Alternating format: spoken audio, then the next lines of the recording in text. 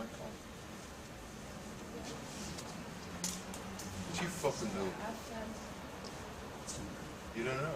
Nope. Viewers, you don't know who the cameraman is. No. You don't know why you're being made to see these things. Nor do I. You're seeing me. I can't even see you. I may be dead by the time you watch this. Very possibly are. You don't know who's the man who's making things he wants you to see. Destroy your television sets. Now. You must listen to no orders. That's all I can tell you for this point of humanity. Believe me. That's advertising. I didn't really understand it. Electric cars, wind turbines, and solar panels use rare earth metals. And in fact, the rare earth mine is right up the street from here. In mining these deep deposits, about 90% of what they pull up out of the ground contains uranium, thorium, and low level of other radionuclides. Radioactive waste that has to be disposed of somehow. They kind of turn it into a paste and spread it over the desert floor. Well, that's good for the desert, right? Yeah, the desert loves that. Tesla's electric cars are built with aluminum, which uses 8 times more energy to manufacture than steel. They use lithium, which also rely on toxic mining. And even more graphite, which is one of the rarest forms of carbon. In fact, the investors wanted to open several new graphite mines after Tesla announced the Gigafactory. Apple claims to be 100% renewable. We never stop thinking about what's best for the planet. We now run Apple on 100% renewable energy. All of our facilities worldwide.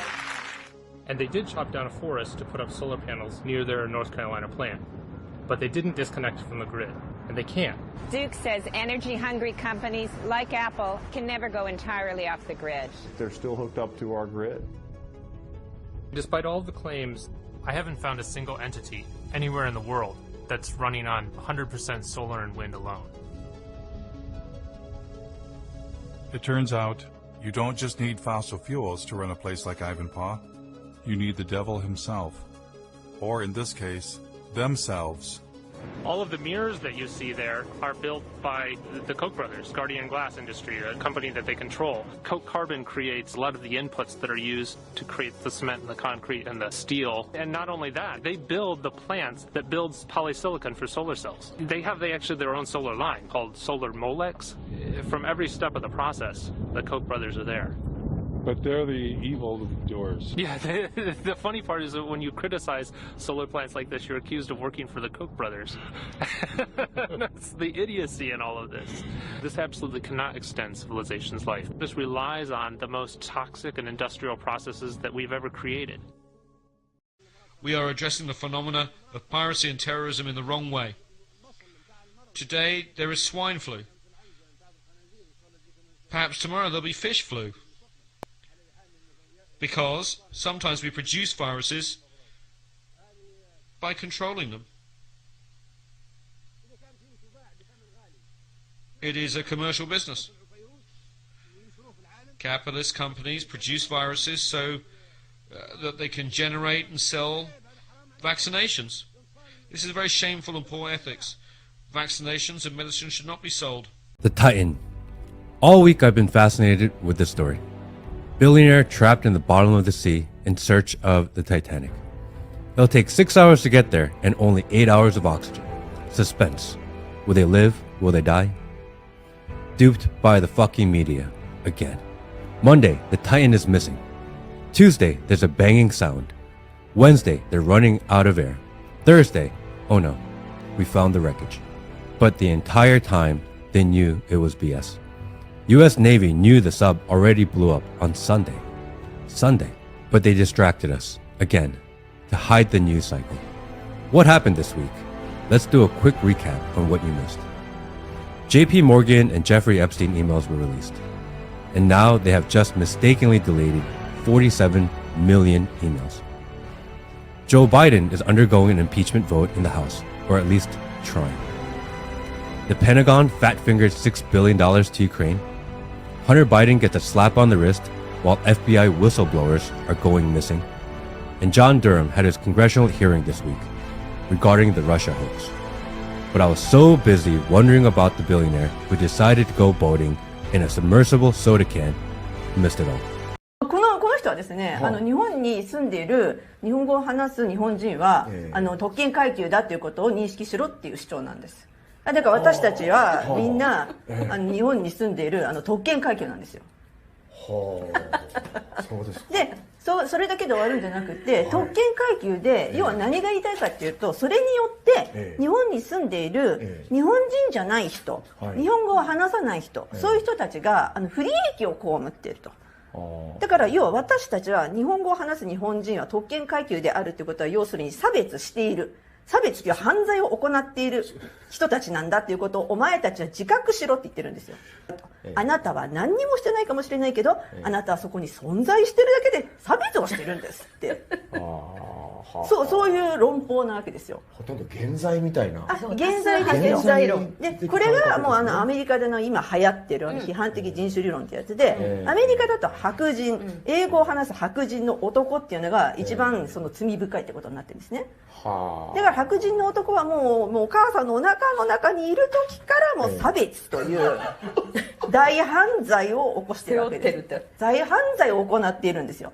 だから生まれてきちゃったらもう一生を贖罪に費やさなきゃいけない。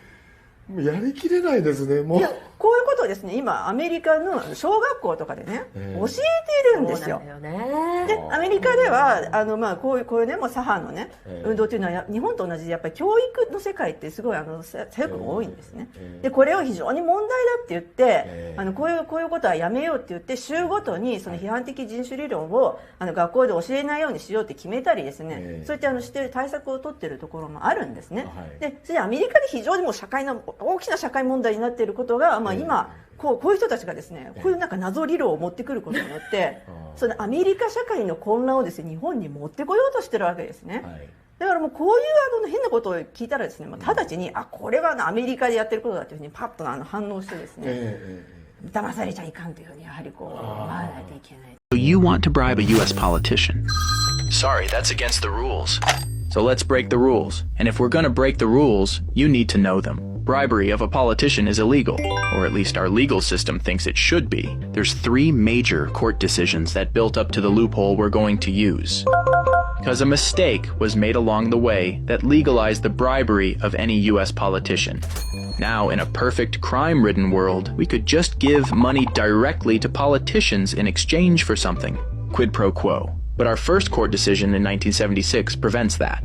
Buckley versus Vallejo. The Supreme Court rules that it is constitutional to limit donations to political campaigns. Because if you can't give $100,000 to a candidate, and you're limited to something like $3,000, that makes it very unlikely the candidate will do something for you.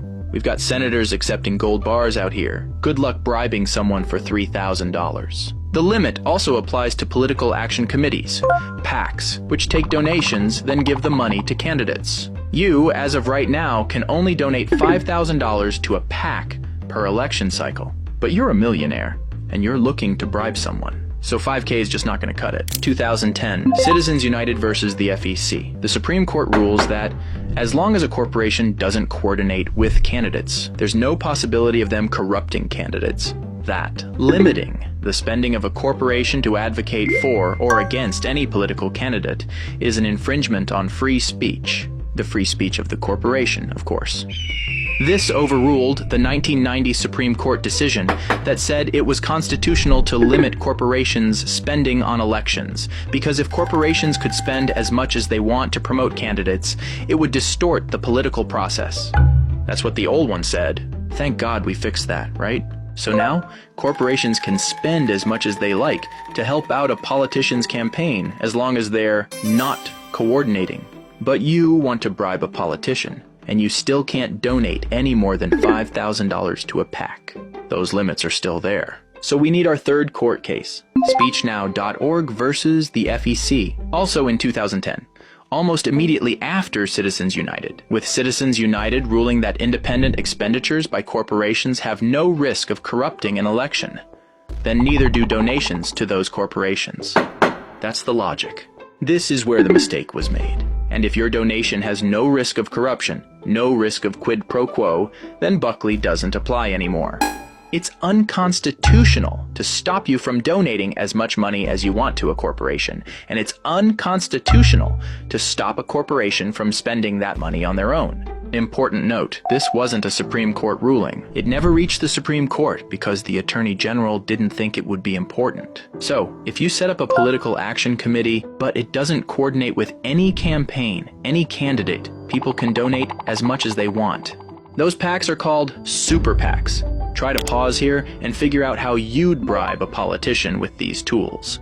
Because now it's easy. All you need to do is promise that politician you'll donate $100,000, maybe $1 million. Just not to them. You'll donate it to the super PAC that's running ads to advocate for them. All they have to do in exchange is give you a favor once they're elected. You know, something for something. And because the courts have declared that this could never, ever possibly cause corruption, you're in the clear.